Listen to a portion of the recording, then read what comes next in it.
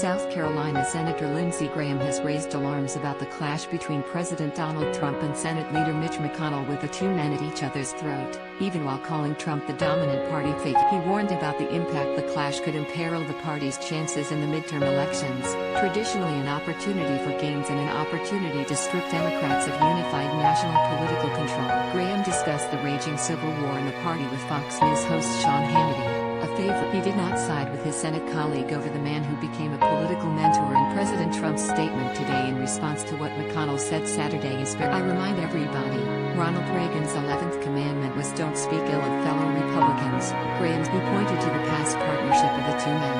McConnell helped push through Trump's judicial nominations as well as tax cuts, and Mitch McConnell, working with Donald Trump, did a hell of a job.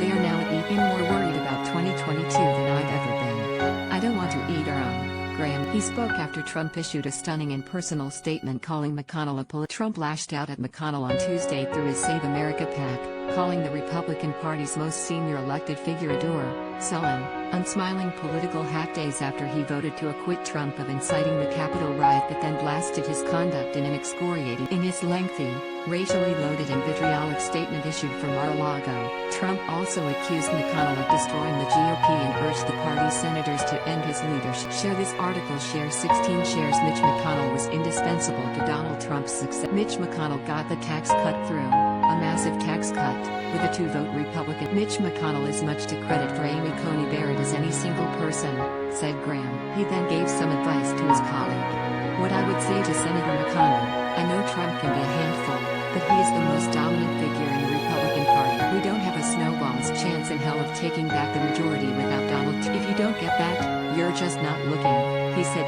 He compared McConnell to House Leader McCarthy, who visited Trump at Mar-a-Lago after the Capitol riot, despite reportedly getting in an angry phone call with Trump. Kevin McCarthy is the leader of the House Republicans.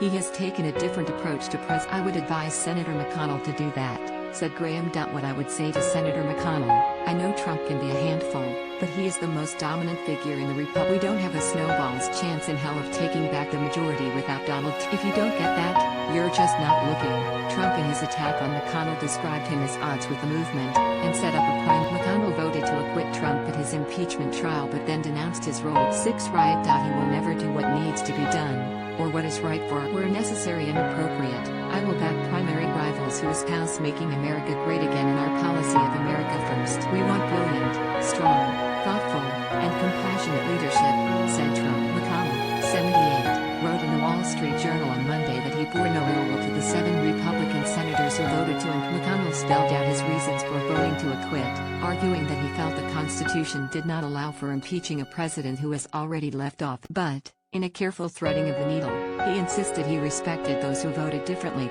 I don't begrudge my colleagues their own conclusions, he wrote.